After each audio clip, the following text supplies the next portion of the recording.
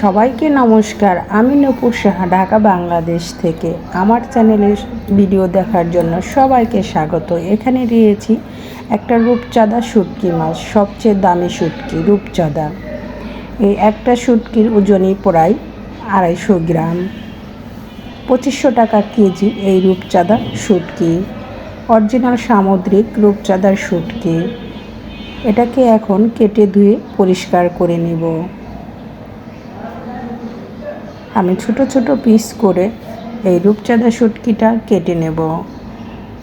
আমি কিন্তু এই রূপচাঁদা শুটকি প্রথম দেখলাম এবং প্রথম রান্না করে খেয়েছি, দারুণ মজা। এই তো ছোট ছোট পিস করে কেটে নিয়েছি।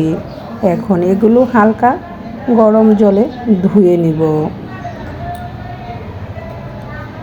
হালকা গরম জলে এগুলো একটু 5 মিনিটের মতো ভিজিয়ে রাখবো। কুসুম গরম জলে রাখতে হবে, তা না হলে বেশি গরম জলে রাখলে এগুলো গলে যাবে। চলে আসলাম চুলার কাছে। চুলায় প্যানটা বসিয়ে তেলটা গরম করে নিয়ে রেডি করে রাখা রসুন কোয়াগুলো দিয়ে দিলাম। পেঁয়াজ রসুনের কোয়া, পেঁয়াজের থেকে রসুন একটু কম দিতে হবে। পেঁয়াজ 3 ভাগ হলে রসুন 2 ভাগ দিতে হবে।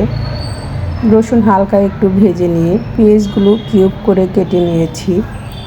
আর সাথে দিয়ে দিলাম কাঁচামরিচ, আর দিয়ে দিব স্বাদ মতো লবণ। লবণ দিয়ে হালকা একটু ভেজে তারপরে এখানে দিয়ে দিব কেটে রাখা রূপচাঁদা শুটকিগুলো। হালকা একটু ভেজে নিতে হবে, খুব বেশি ভাজা যাবে না। হালকা ভেজেই রূপচাঁদা শুটকিগুলো দিয়ে একসাথে ভালো করে ভাজতে হবে। এভাবে পেঁয়াজগুলো কিউব করে কেটে নিলে পেঁয়াজগুলো গলে যায় না এবং দেখতেও অনেক ভালো লাগে, খেতেও দারুণ লাগে। দিয়ে দিলাম স্বাদ মতো লবণ। লবণটা দিয়ে হালকা আবার একটু নেড়ে চেড়ে ভেজে দিয়ে দিব কেটে রাখা রূপচাঁদা শুটকি। আর সামুদ্রিক শুটকি মাছ আমাদের স্বাস্থ্যের জন্য খুবই উপকার। আর শুটকি মাছে প্রচুর পরিমাণ প্রোটিন আছে। আর সামুদ্রিক মাছ খাওয়া তো আমাদের স্বাস্থ্যের জন্য অনেক উপকারী। এই তো দিয়ে দিলাম কেটে রাখা রূপচাঁদা শুটকি। এখন এই শুটকির সাথে ভালো করে আবার কষিয়ে নেব। আজ এই শুটকিতে আমি কোনো জল দেব না, জল ছাড়াই আজ এই শুটকিটা রান্না করব। কিভাবে করি সেটা দেখতে হলে সাথেই থাকো আর দেখতেই থাকো। এই শুটকি ভুনাটা যতটা করা সহজ, খেতেও কিন্তু তার চেয়ে দ্বিগুণ মজাদার। কারণ খুব সহজেই এই রূপচাঁদা শুটকি ভুনাটা কিন্তু আমি করে নিয়েছি, আর সেটাই তোমাদের সাথে শেয়ার করতেছি। এভাবে একটু ব্রাউন কালার করে রূপচাঁদা শুটকি দিয়ে ভেজে নিতে হবে। এটা যখন ব্রাউন কালার হয়ে আসবে তখন এখানে দিয়ে দিতে হবে পরিমাণ মতো হলুদ গুঁড়া আর মরিচ গুঁড়া। দেখতেই পাচ্ছ বন্ধুরা, আমার এগুলো কিন্তু ব্রাউন কালার হয়ে আসছে এবং রূপচাঁদা পেঁয়াজের সাথে ভালো করে ভাজা হয়ে গিয়েছে।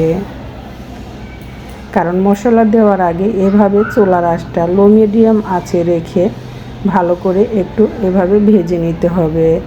এখন দিয়ে দিচ্ছি পরিমাণ মতো হলুদ গুঁড়া আর দিয়ে দিব মরিচ গুঁড়া। হলুদ গুঁড়া মরিচ গুঁড়া দিয়ে চুলার আঁচটা লো মিডিয়াম আঁচে রেখে ভালো করে নেড়ে চেড়ে এটা কষিয়ে নিতে হবে।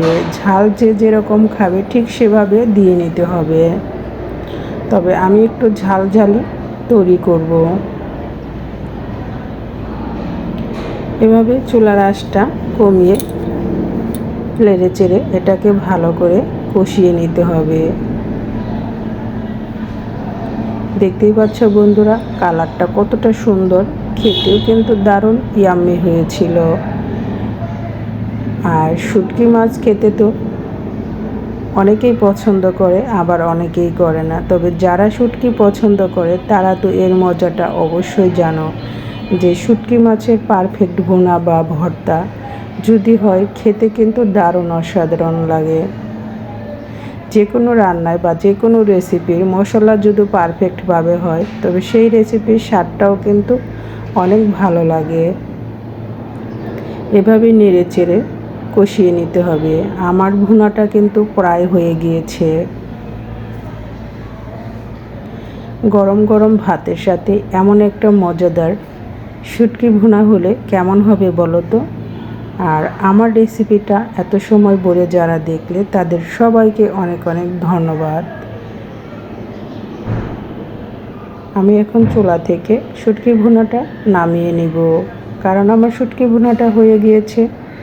আর আমার রেসিপিটা যদি তোমাদের ভালো লেগে থাকে অবশ্যই লাইক কমেন্ট শেয়ার করতে ভুলবে না।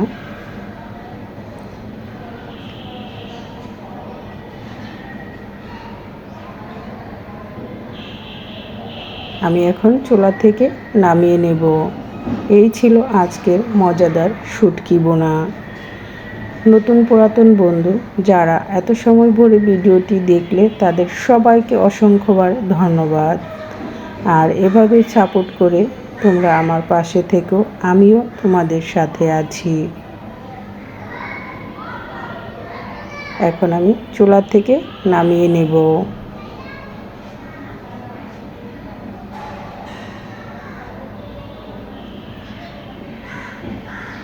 দেখতেই পাচ্ছ কতটা ঝরঝরে এবং দেখতে ইয়াম্মি, খেতে কিন্তু দারুণ মজাদার হয়েছিল।